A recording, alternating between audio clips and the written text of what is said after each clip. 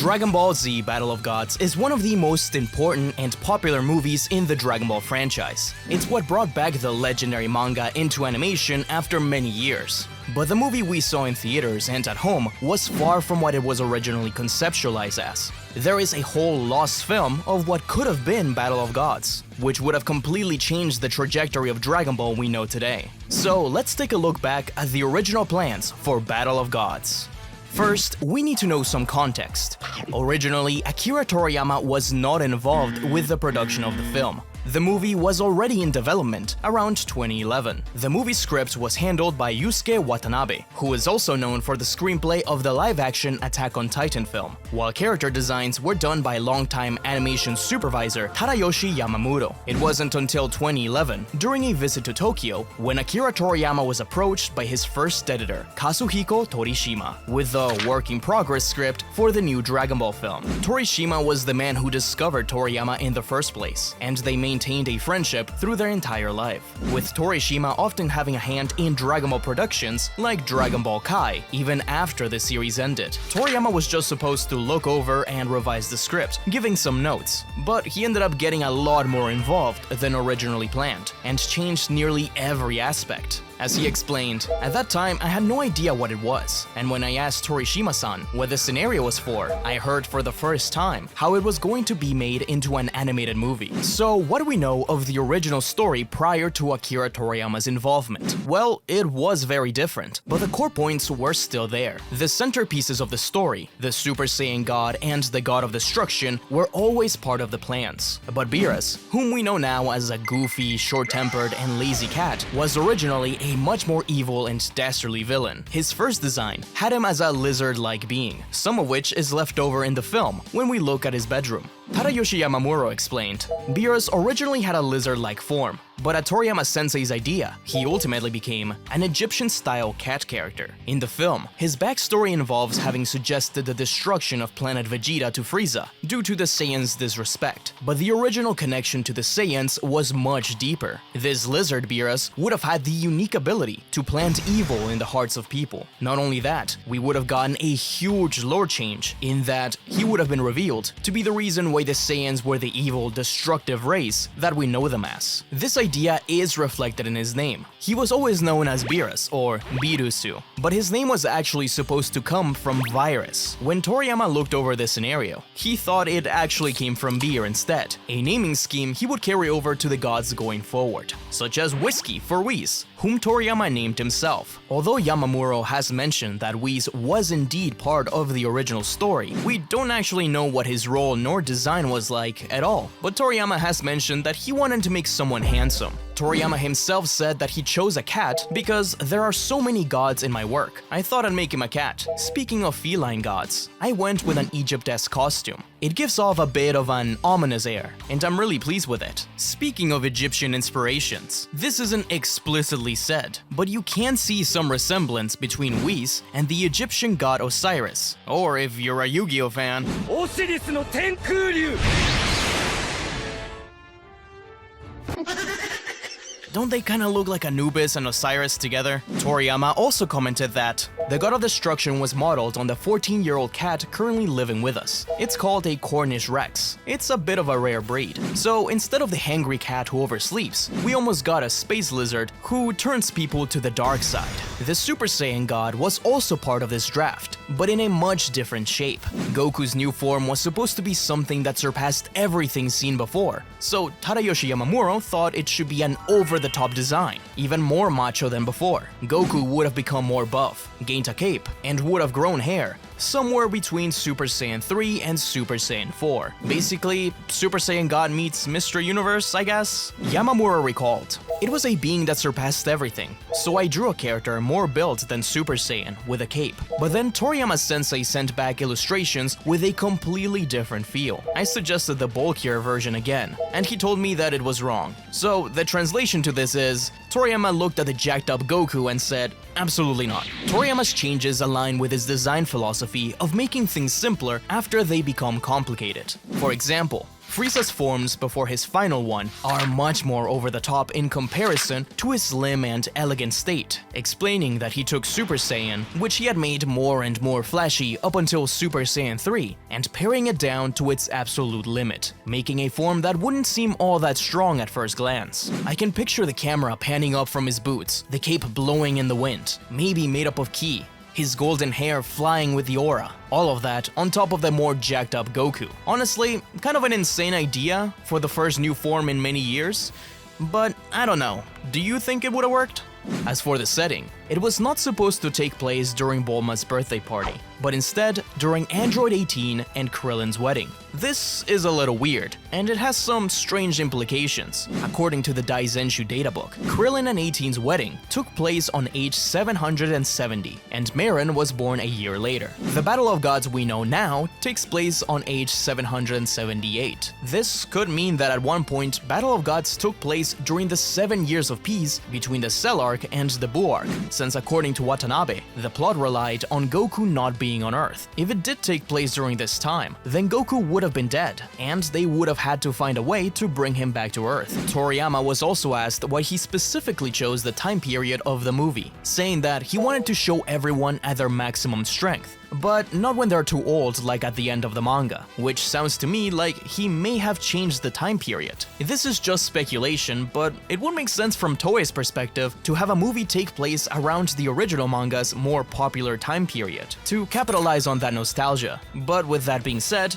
this could have easily just been an oversight, and they could have retconned it so Krillin and 18 didn't get married until way after having a daughter, which, scandalous. In the actual film, there's a whole subplot about the Pilaf gang who turned themselves into kids years back, sneaking into Capsule Corp and stealing the Dragon Balls. Something similar was already part of the original outline. In this version, they weren't Pilaf, Shu, and Mai. Instead, they were 3 petty thieves, who were completely new characters. But Toriyama suggested that, since it was a Dragon Ball reunion, why not bring back some older, forgotten characters in their place? It's kind of tongue-in-cheek, since in GT, they wished for Goku to become a kid, and now they're shown up as kids themselves. Instead of Capsule Corp from the film, or the party boat from the anime, we could have been at a sunny, outdoor ceremony. White chairs, flowers everywhere, Krillin probably very upset that his best man couldn't make it. Or maybe Piccolo was his best man. He did basically set them up. Yo, Krillin, ain't that your Bugatti outside? Oh, it's no big deal. All of that for Beerus to appear mid-vows and turn the whole ceremony evil. As far as the themes and tone of the original film, they were also very different from what we got. The initial idea was to have a darker story with deeper themes. As Watanabe explained, I showed my idea to Toriyama-sensei, saying I'd like to make this kind of story, and what came back was already finished up like a script. At first, I thought about the themes of good and evil, and what is a hero, with a bit of a serious feel. Beerus would have been responsible for not just the original evil of the Saiyans, but he would have also turned the heroes of Earth evil as well, making it a tragic tale. However, Toriyama felt strongly about having a lighter tone. This was due to the recent 2011 Tohoku earthquake, a tragic and devastating event that shocked all of Japan and heavily influenced media productions around this time. Many films and shows had to be changed as to not resemble the event, became social commentaries, or turned into more uplifting stories. In the case of Battle of Gods, it was a time to bring joy to people, rather than leave them pondering deeper questions. Watanabe remembered,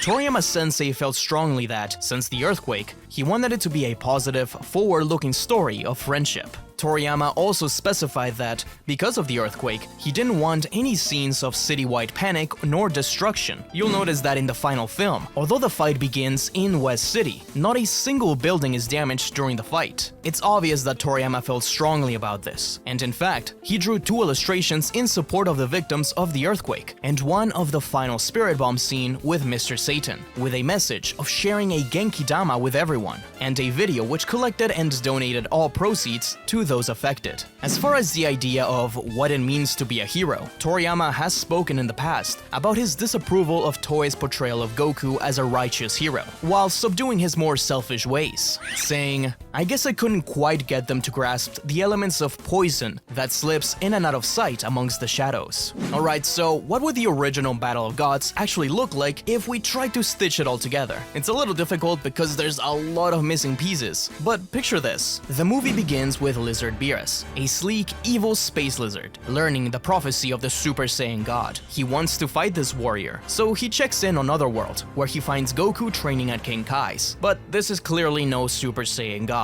Beerus heads to Earth, where instead of Bulma's birthday party, it's Krillin and Android 18's wedding. Krillin is mad that his best man isn't there. Meanwhile, 3 brand new thieves are sneaking in, trying to steal the Dragon Balls. Because hey, can't have a Dragon Ball movie without the Dragon Balls. Beerus gets annoyed that he can't challenge the Super Saiyan God, so he decides to cause chaos. He uses his unique power to infect people with evil, the same darkness he once planted on the Saiyans long ago, revealing this fact to Vegeta, and one by one, Earth's heroes begin to turn on each other. This is where the tragic tone would kick in. Goku's friends, his allies, even Vegeta, are now his enemies. It would have been kinda crazy to see Goku and Gohan fight like this. I could even see him being dramatic and having someone like Gohan or Vegeta fighting off the infection. Maybe since Piccolo and Vegeta were so evil before, they could fight off the influence easier or something. I'm sure they would have given Vegeta a good scene.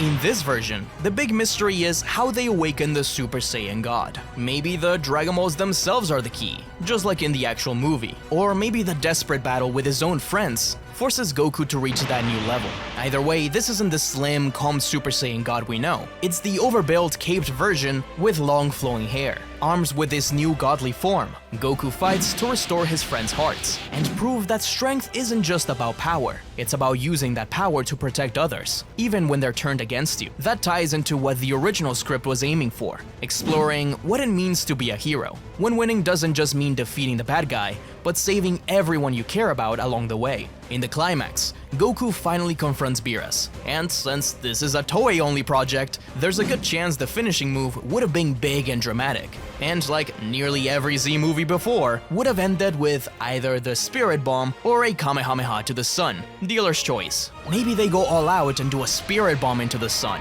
Either way, Goku wins, Earth is saved, and we roll credits, without a single joke about pudding. After all, the Battle of Gods we actually got is pretty different from normal toy productions. Goku doesn't win in that movie, he just proves his might. So that's the Battle of Gods we almost got. A darker, more tragic Dragon Ball movie where Goku has to fight his friends, prove his ideals, and defeat the lizard. But personally, I'm glad we got what we did. Once Toriyama stepped in, this story got flipped into something completely different. And even that version had a lot of things lost before hitting theaters. It was Toriyama's first time doing something like this for a movie, so he made it a lot longer than they could adapt, most of which had to do with extended fight scenes. Toriyama explained, "I had thought that the anime staff would further expand on the script I'd supervised, but it seems the scenario was actually so long that it had to be cut down. The anime staff told me that, in the first storyboards, where they had already cut it down somewhat, it was still over 120 minutes long. There were some small changes, like Beerus was originally supposed to fight using a knife and a fork, but the animation supervisor, Tadayoshi Yamamoto, found it difficult to do, so he changed it to chopsticks instead. Toriyama's first design for Beerus' planet was also very different, and although the final film takes inspiration from it, we wouldn't see this design properly used until the Dragon Ball Super manga. In this version of the film, the Z-Fighters all played a much bigger role in the story too.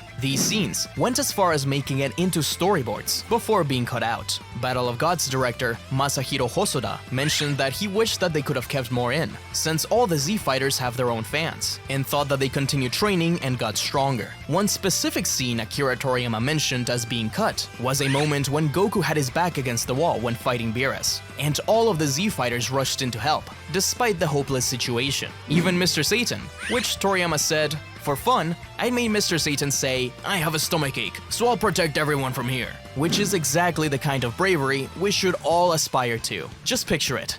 Goku on one knee, gi battle damaged, sweat rolling off his face, while Beerus just floats there. Then Piccolo steps forward, Tien prepares a Kiko-Ho, even Yamcha readies a Spirit Ball, 18, Krillin, Gohan, Goten, Trunks, and of course, Vegeta. And in the back, Mr. Satan doubles down, clutching his stomach. But he's still cheering them on. But why? Why did Toriyama decide to get so involved in Dragon Ball after so many years of being away from it? He did have a complicated relationship with his work. When writing the manga, it took a huge toll on him, mentally and physically. It was also just not the kind of story he usually liked to write. He was a comedy manga artist after all. Well, the main factor for Toriyama being initially involved was Torishima asking him to look over the draft. But something happened, and one of those factors was Dragon Ball Evolution, to some degree. This was a movie he had no involvement in, but he did try to give input, which went completely ignored. In the end, the movie was a disaster, and it actually did upset Toriyama. He explained, "I cautioned them and suggested changes, but in spite of that, they seemed to have a strange confidence and didn't really listen to me. What came out in the end was a movie I couldn't really call a Dragon Ball that lived up to my expectations. That being the case, there were parts where I wanted to show spine, with a world and story only the creator could draw. This was one of the first signs of his love for the series sprouting up again, despite his strained relationship with it. When the script for Battle of Gods came to him, once again he saw it as something very different from his Dragon Ball. Only this time, he actually had a chance to change it. While the beings of Beerus the God of Destruction and Super Saiyan God were interesting, the themes were heavy, and I felt that the world was a bit different from Dragon Ball. Rather than telling them about this or that problematic spot, I thought it would be easier if I just wrote it down concretely, and while I had just intended to give them a model. For example, my hand wouldn't stop, and ultimately, I ended up writing almost everything, including the dialogue. I am reflecting on the fact that I did something terribly rude to the scriptwriter. The serialization was quite a while ago, so there were quite a few parts I'd forgotten, but as I flipped through the pages of my own manga, that I hardly ever read, I was immediately able to get back its feeling, as you'd expect of the original creator. So he kept writing and writing, remembering something special about that manga from long ago. He got his groove back, and it wouldn't be the last time he'd do something like this. In fact, Toriyama wasn't involved in Daima either, but just like with Battle of Gods, ended up being more involved than ever by the end of it. I think part of why Battle of Gods was so special was not just because it was the return of Goku, a chance to continue a story that means so much to us, but because it brought back Toriyama and reminded him of that same feeling of way back when. As he said in 2016, "I had put Dragon Ball behind me, but seeing how much that live-action film ticked me off, and how I revised the script for the anime movie and complained about the quality of the TV anime, I suppose that somewhere along the line, it's become a series I like too much to ever leave alone." Finally, to all the fans who like Dragon Ball, thank you so much, from the bottom of my heart.